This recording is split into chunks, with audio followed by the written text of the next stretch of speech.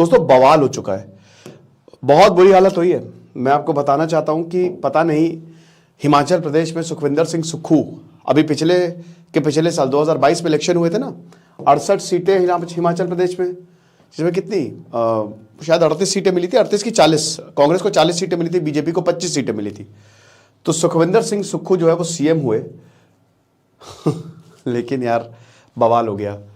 क्या बवाल हुआ है हम बात करेंगे, ये आप देख सकते हैं, क्योंकि राज्यसभा की बात करेंगे तो मैं आपको एक एक चीज बताऊंगा। तो 15 राज्यों पे 56 राज्यसभा सीटें हैं, ठीक है ना। अब उत्तर प्रदेश अभी इन पे इलेक्शंस हैं बेसिकली, और जैसे हरियाणा में 3 राज्यसभा सीटें हैं, राजस्थान में 10 राज्यसभा सीटें, टोटल की मैं बात कर रहा हूं। सबसे ज्यादा उत्तर प्रदेश में 31 है राज्यसभा सीटें। क्यों? लोकसभा 80 है। देखिए राज्यसभा, इसमें प्रोपोर्शनल रिप्रेजेंटेशन बहुत इंपॉर्टेंट होता है, पॉपुलेशन के हिसाब से सीटें होती हैं, ठीक है। और हिमाचल प्रदेश में 3 है, तो मेन हिमाचल प्रदेश में बात करें, कर्नाटक में भी बहुत बवाल हुआ है, उसका मैं अलग से लेक्चर करूंगा।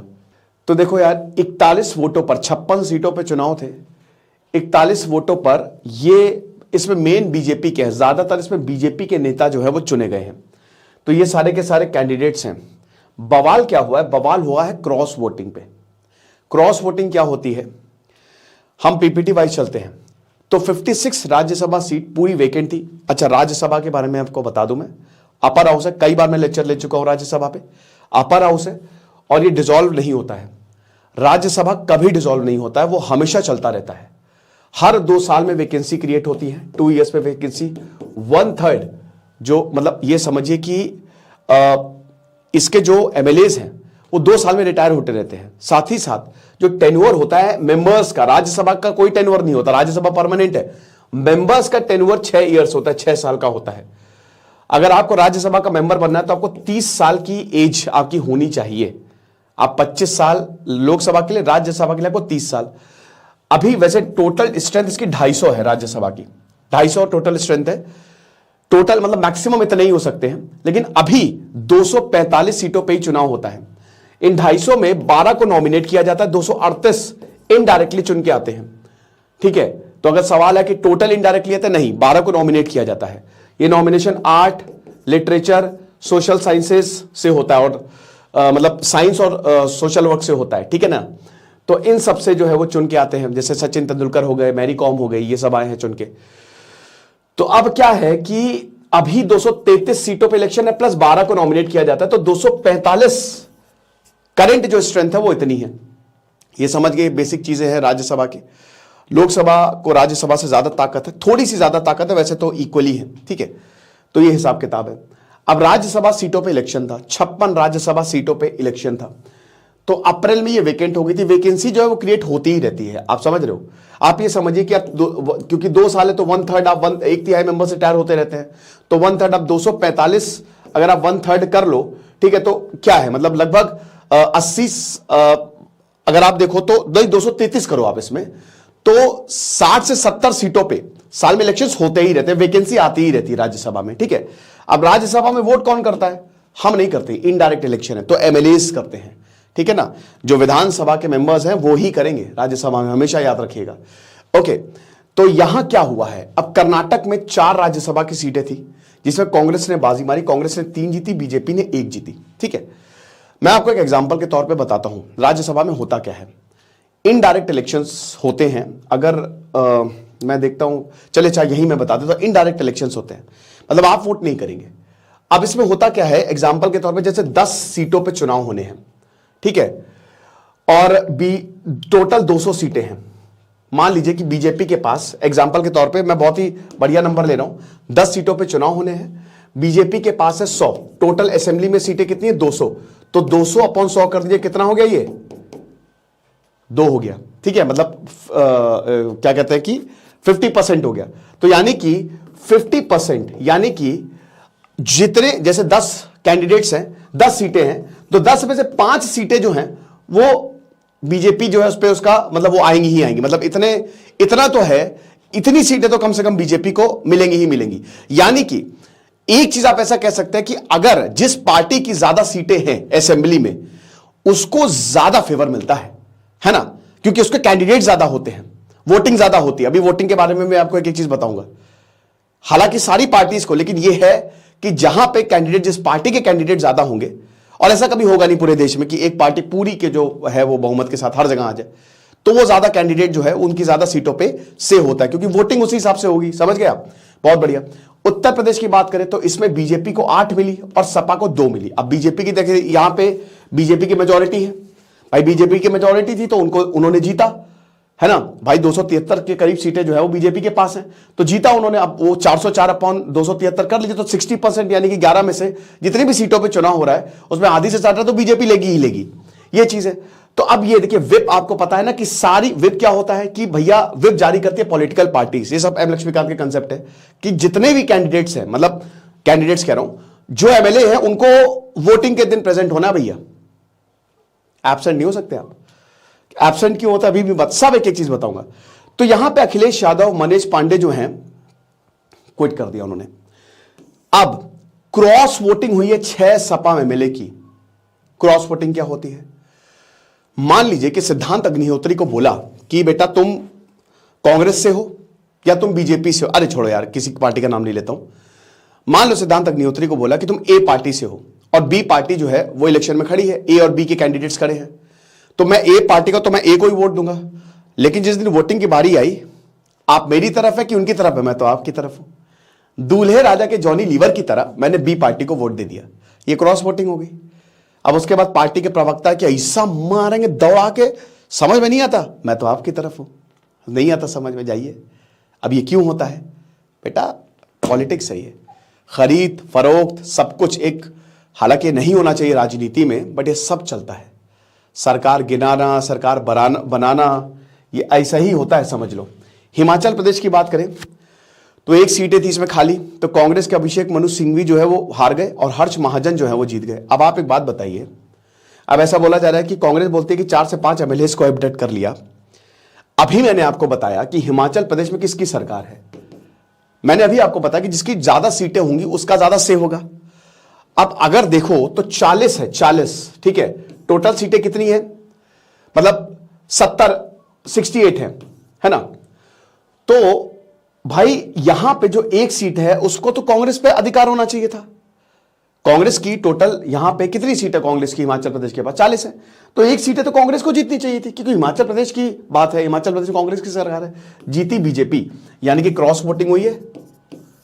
और कांग्रेस कह रही कि हमारी 5 एमएलए को तो भैया गिरफ्तार कर लिया गया, किडनैप कर लिया गया, एबडक्ट कर लिया गया, तो भैया आपकी सरकार है, आप क्या कर रहे हो? उत्तर प्रदेश की बात करें तो 10 सीटों पे चुनाव, जिसमें 2 ये जया बच्चन और रामजी लाल सुमन है सपा की तरफ से, और बाकी ये जो हैं ये बीजेपी में आए। ये 8 सीटों में बीजेपी आई। कर्नाटक में बात करें तो 4 सीटों में 3 सीटों पर कांग्रेस आई। हिमाचल प्रदेश में एक ही सीट थी, भाजपा जीत गई। ये कमाल है। तो कांग्रेस खतरे में है। अब आपको बता दूं कि कांग्रेस सरकार के 26 एमएलए ऐसा बोल रहे हैं, ऐसा रिपोर्ट में है, ये टाइम्स ऑफ इंडिया की रिपोर्ट है बाकी, कि ज्यादातर कह रहे कि भैया सुखविंदर सिंह आप निकलिए, अब आपको हम सीएम जो है वो नहीं बनने देखना चाहेंगे। तो ये बड़ी डेंजरस, ये खतरनाक चीज है कि हिमाचल प्रदेश में कांग्रेस की सरकार गिर सकती है। क्रॉस वोटिंग का मतलब आप समझ रहे हो, एमएलए पार्टी के साथ नहीं है, पार्टी बदल लिया, समझ रहे हो। और अगर बीजेपी ने इसको कैच ऑन कर दिया, जो कि हमेशा कर ही लेती है, तो समझ लो कि हिमाचल प्रदेश में, क्योंकि अभी जयराम ठाकुर जाने वाले हैं, पिछली बार सीएम जो थे, इस बार लीडर ऑफ ऑपोजिशन, वो सीधा गवर्नर के पास जाएंगे कि भैया हमारा इतना एमएलए का सपोर्ट है, सरकार हमको बनाने दीजिए। और अगर सपोर्ट हुआ तो गई हिमाचल प्रदेश में कांग्रेस की सरकार। तो उत्तर प्रदेश हिमाचल प्रदेश वही है कि हैवी क्रॉस वोटिंग हमको देखने को मिली है। तो बहुत बवाल हुआ है, आप ये समझिए, बहुत बवाल हुआ है। तो यहां पे 2 एक्स्ट्रा सीटें मिली हैं जो कि बीजेपी को नहीं मिलनी चाहिए थी, क्योंकि जाहिर सी बात है ना कि सरकार जो है वो है किसकी। अब अच्छा, यूपी में भी अगर आप देखो तो भाई 6 सीटों पे सीधा बीजेपी दावेदार थी, लेकिन मिली 8। 4 सीटें तो जितनी थी ना सपा को और एक कांग्रेस को, मतलब अगर आप सीटों का बंटवारा देखें, बट मिल गई 8, 2 एक्स्ट्रा सीटें मिल गई। भाई 273/404 कर लो, मतलब 404/273। तो आप ये समझो कि यहां पे बहुत बड़ी क्राइसिस खड़ी हो गई है ना। तो बीजेपी विक्ट्री ने कांग्रेस सरकार को इस समय हिला के रख दिया है, और अब गवर्नर शिव प्रताप शुक्ला के पास ही जाएंगे और बोलेंगे कि भैया देखो, हम यहां पे अपनी सरकार बनाने का दावा पेश कर सकते हैं। हर्ष महाजन ने इलेक्शन जीता, राज्यसभा सीट इकलौती हरा अभिषेक मनु सिंघवी ने कभी नहीं सोचा होगा कि हम हार जाएंगे। तो अब सबसे बड़ी बात है कि राज्यसभा में इलेक्शन होते कैसे हैं, ये बहुत इंपॉर्टेंट है। राज्यसभा के बारे में मैंने आपको बता दिया। राज्यसभा में दो चीजें बहुत इंपॉर्टेंट, एक तो प्रोपोर्शनल रिप्रेजेंटेशन, एक तो इनडायरेक्ट इलेक्शन और एक सिंगल ट्रांसफरेबल वोट। ओके, एक फॉर्मूला होता है, ठीक है।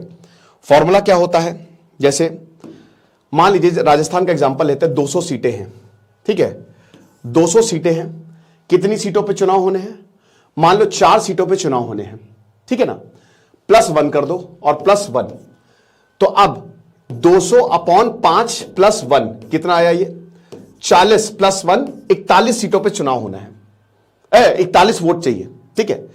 तो वोट कितने चाहिए, पहले मैं आपको यही बता दे रहा हूं, ये वोट गिनने का फॉर्मूला होता है। जो टोटल सीटें कितनी है राजस्थान में, राजस्थान का एग्जांपल ले रहा हूं क्योंकि 200 सीटें ना, तो कैलकुलेशन आसान हो जाती है। तो 200 सीटें हैं, कितनी सीटों पे चुनाव हो रहा है उसको डिनोमिनेटर पे लिख लो, ठीक है। उसके बाद +1 कर दो और जो रिजल्ट है +1 और जोड़ दो। तो अब आपको 41 वोट चाहिए और उसको 100 से मल्टीप्लाई कर दो तो 4100 पॉइंट चाहिए। तो ऐसे कैलकुलेट होता है। यहां पे ऐसा नहीं है कि मेजॉरिटी जीत जाए, कि जिनको ज्यादा वोट मिल जाए, ऐसा नहीं होता। यहां पे पहले वोट देखा जाता है। मतलब वही है कि जैसे यहां पे 41 वोट जिसको पहले मिले वो जीत गया। यहां पे ऐसा नहीं है कि 3 लोग खड़े हैं तो सबसे पहले जिसको मिले वो जीतेगा, नहीं। यहां पे वोट पहले से ही देख लिया जाता है कि इतने वोट तो आपको चाहिए ही चाहिए जीतने के लिए। ओके, तो अब वोटिंग कैसे होती है भाई, देखो बैलेट पेपर में वोटिंग होती है, एमएलएस वोटिंग करते हैं, ईवीएम वाला हिसाब किताब नहीं है। तो अब क्या होता है कि प्रेफरेंस दी जाती है यहां पे। जैसे मान लो जितने भी कैंडिडेट खड़े हैं, जैसे एक कैंडिडेट खड़ा है, ठीक है, मान लो 3 कैंडिडेट हैं, ए बी सी। अब मान लो कि एक कोई वोटर है, उसने सबसे पहले प्रेफरेंस पे ए को दिया, दूसरे पे बी को दिया, तीसरे पे सी को दिया। दूसरे में क्या हुआ कि दूसरे पे बी को गया, पहले पे बी को गया, दूसरे पे सी को गया और तीसरे पे ए को गया। तीसरे कैंडिडेट ने क्या किया कि पहले ने उस पे सी को दिया, दूसरे में बी को दिया, तीसरे पे ए को दिया। तो सबसे पहले बैलेट पेपर इस कैंडिडेट का देखा जाएगा, इसका बोला जाएगा अच्छा पहले ए है, तो जो ए वाला बैलेट है ये वोटिंग इसमें चली गई। दूसरे कैंडिडेट ने अच्छा पहले बी है तो बी वाले को एक वोट चला गया। तीसरे कैंडिडेट पहला सी है तो सी वाले को एक वोट चला गया। तो सबसे पहले पहली प्रेफरेंस देखते हैं। अब पहली प्रेफरेंस देखने से जिसके वोट 41 आ गए, जो अभी मैंने कैलकुलेट करके बताई थी, 41 याद रखिएगा, ये एक इमेजिनरी आंकड़ा है। अब देखिए यहां पे हिमाचल प्रदेश में 35 वोट चाहिए थे, वो कैलकुलेट करके फॉर्मूले से निकल जाएगा कितने वोट चाहिए। तो जो रिक्वायर्ड वोट है, जो फॉर्मूले से वोट आया है, अगर उतने वोट आ गए पहले कैंडिडेट को, जो पहली प्रेफरेंस है, तो वो जीत जाएगा, ठीक है। और अगर नहीं आए, अगर आ गए तो कोई टेंशन की बात ही नहीं है, वो जीत गया। 41 वोट मिले थे, पहली बात, पहली काउंटिंग ऑफ वोटिंग हुई, पता चल गया इसको इतने वोट आ गए। और अगर नहीं वो हुआ तो दोबारा से काउंटिंग होती है। अब दोबारा से काउंटिंग में मतलब क्या होता है, दोबारा से वोट नहीं डालना है। जो जैसे मान लीजिए कि जो आखिरी में आया, ठीक है, जैसे आखिरी में तो उसके कोई बचे नहीं चांसेस। जैसे मान लीजिए कि पहली प्रेफरेंस में एक है जिसके 32 वोट्स आ गए, ठीक है, अब उसको चाहिए 41, 7 वोट कम पड़, 9 वोट कम पड़ रहा, तो क्या होगा, जो आखिरी वाला है जिसको सबसे लास्ट आया है, जो सबसे लास्ट प्रेफरेंस में जो था, उसके वोट डिस्ट्रीब्यूट कर दिए जाएंगे कि भैया देखो तुम तो जीत नहीं पाओगे, तुमसे ना हो पाएगा। तो उसको कहते हैं सिंगल ट्रांसफरेबल वोट। उसके वोट जो बांट दिए जाएंगे। हमको किसी भी तरीके से जो फॉर्मूले से निकाला गया है ना, उस आंकड़े तक पहुंचना होता है, तो बांट दिए जाएंगे, खेल खत्म, ठीक है। तो इस तरीके से, और अगर इससे भी नहीं हुआ तो उसके ऊपर वाला है वो तो नहीं जीतने वाला, उसके वोट बांट दिए जाएंगे। तो ऐसे रीडिस्ट्रीब्यूशन से, सिंगल ट्रांसफरेबल वोट से फिर कैंडिडेट को चुना जाता है। समझ रहे हो? तो इस तरीके से वोटिंग होती है राज्यसभा में। राज्यों की सभा है ना, it is the council of states, तो इसलिए राज्य वोट करते हैं और कभी भी ये डिसॉल्व नहीं होती है, ठीक है। राज्यसभा मेंबर्स का टेन्योर 6 साल का होता है। तो कई बार ऐसा होता है इसमें क्रॉस वोटिंग हो जाती है, जैसा कि अभी हमने बताया, और यही हुई है। तो यहां पे फिक्स होता है बेसिकली कि कौन पार्टी जो है किसको वोट देगी। जैसे अभी मैंने बताया कि मान लीजिए कि ये परसेंटेज जैसे 60 to 70% निकल के आता है। भाई जितनी ज्यादा सीटें विधानसभा में एक पार्टी के पास होती है, उतनी ज्यादा पावर राज्यसभा के इलेक्शन में उसके पास होगी, ठीक है ना। अगर 70% से, जैसे अभी यहां पे यूपी में 60% पावर है, तो 10 में से 6 उसके पास आने चाहिए थे। वो वही मैंने बताया कि टोटल जो सीट है और टोटल अभी जो बीजेपी के पास अभी प्रेजेंट में विधानसभा में सीट है उसको डिवाइड कर लीजिए, इंटू 100 कर लीजिए, परसेंटेज आ जाएगा।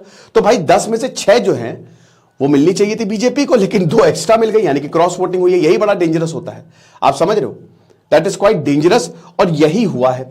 और हिमाचल प्रदेश में तो एक सीट थी वो कांग्रेस को मिलनी चाहिए थी, अभिषेक मनु सिंह, वो हार गए। तो अब यहां पे वही ये सब मैंने आपको बता चुका हूं, तो कोई दिक्कत नहीं है, ठीक है ना, ये सब आप देख लीजिएगा। अब यहां पे एक और बहुत बड़ी बात आती है, क्या क्रॉस वोटिंग से डिस्क्वालिफिकेशन होता है, एंटी डिफेक्शन लॉ? क्या क्रॉस वोटिंग से अगर किसी पार्टी ने क्रॉस वोटिंग की, किसी कैंडिडेट ने, किसी एमएलए ने क्रॉस वोटिंग की, तो क्या उसको डिस्क्वालीफाई कर दिया जाएगा? जवाब है नहीं। देखो सुप्रीम कोर्ट ने भी बोला कि ये डिस्क्वालिफिकेशन नहीं है, बट हां पार्टी डिसिप्लिनरी एक्शन ले सकती है। भाई देखो एक बात बताओ, ये मेरी जिंदगी, मेरी मर्जी है, मैं जिसको वोट दूं। तुम कौन होते हो? तुम्हारी पार्टी का हूं तो इसका मतलब तुमने खरीद तो लिया नहीं है, खरीदती तो कोई और है। तो यहां पे डिस्क्वालिफिकेशन नहीं हो सकता एंटी डिफेक्शन लॉ के तहत। पहले वो आया राम गया राम सुना है ना, कि तुरंत तुरंत उसने पार्टी बदली। आज भी पैसे के लिए सब कुछ होता है, खरीद सकते हो आप एमएलए को, बहुत कई बार ऐसा देखा गया है, लेकिन ये डिस्क्वालिफिकेशन में हमको देखने को नहीं मिलेगा। वो उनका, हां आप पार्टी से निकाल दो ऐसे एमएलए को, या आप डिसिप्लिनरी एक्शन ले सकते हो। पार्टी से निकालोगे तो चाहते ही निकाल दो, दूसरी पार्टी में चला जाएगा, पार्टी बदल लिया वही होगा। तो अभी कांग्रेस के पास 40 एमएलए है, 40 सीटें जैसा कि हमने बताया हिमाचल प्रदेश पे, और 68 सीटें हिमाचल प्रदेश की टोटल हैं।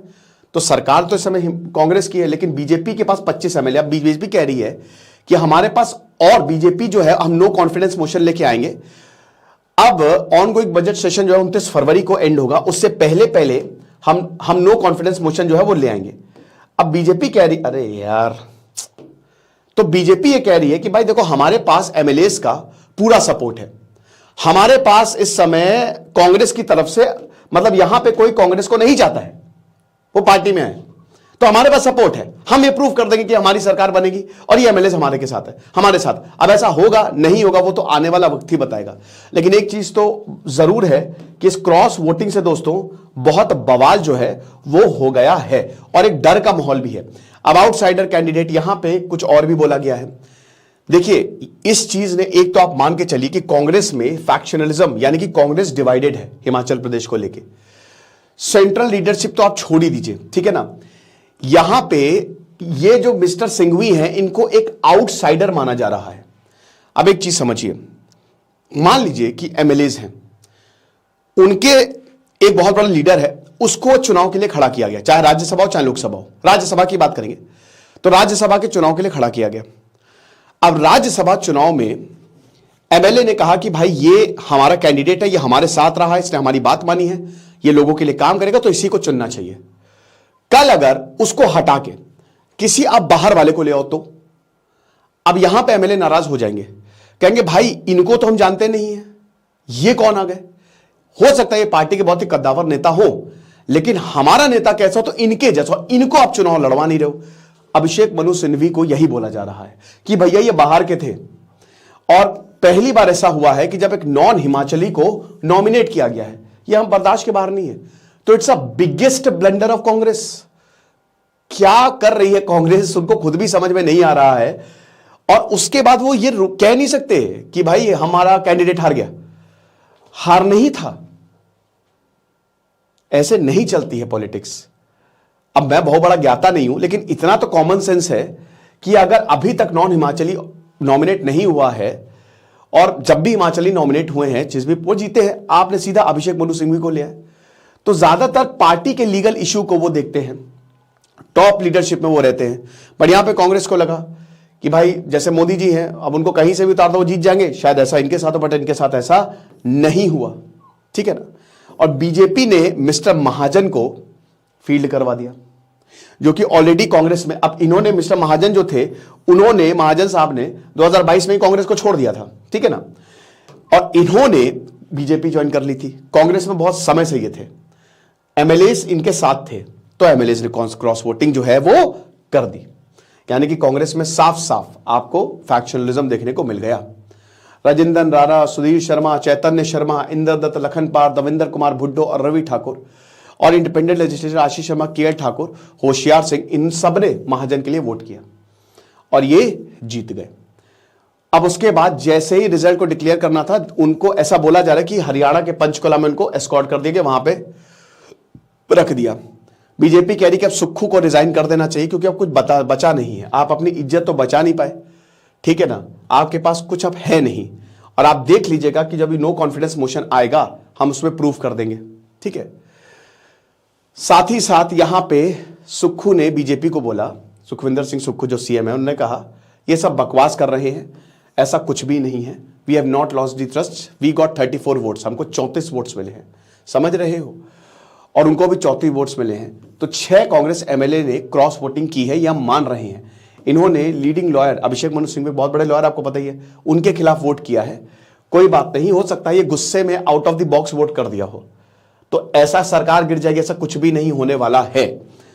अब उसके बोला कि क्या पार्टी कोई एक्शन लेगी, बोला कि अभी कोई एक्शन नहीं लिया, एक्शन लेगी तो खेल खत्म है, आप नहीं ले सकते, आपके हाथ बंधे हुए हैं, आप समझ रहे हो, आप एक्शन नहीं, जानबूझ के नहीं ले सकते। इन पार्टी जो आप साफ साफ देख रहे हैं कि नाम है, वैसे तो पार्टी को लेना चाहिए एक्शन, लिया कि तुरंत बीजेपी चले जाएंगे, ठीक है, और उसके बाद सरकार खतरे में आ जाएगी। तो 34 एमएलए जो थे उन्होंने ऑनेस्टी दिखाई है, 40 में से 34 एमएलए, 6 एमएलए ने खाली डिसऑनेस्टी दिखाई है, और इसलिए वोट जो, क्योंकि 70 सीटें हैं ना, आपको पता ही है, ठीक है, तो 70 सीटों में से मतलब क्या है, यहां पे जो 34 हैं कांग्रेस की 40 सीटें हैं, तो 34 तो थे कांग्रेस के साथ, बाकी बचे 6, ठीक है, और अभी बीजेपी की 28 सीटें हैं, तो 34 इधर आ गए, तो 28 + 6 यानी कि 34 बीजेपी के हो गए, मतलब कांग्रेस की तरफ से भी 6 जोड़ लीजिए। आप समझ रहे हो ना, थोड़ा मैथ्स को, इसको एक बार और दोबारा से देख लीजिएगा, आप समझ जाओगे मैं कहना क्या चाह रहा हूं।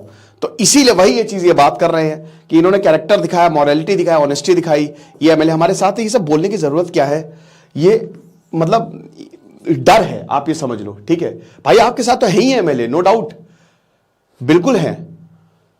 तो अब क्या होगा we don't know for sure, but हां एक डर का माहौल तो है कि कहीं हिमाचल में भी दिक्कतें ना हो जाए। अब यहां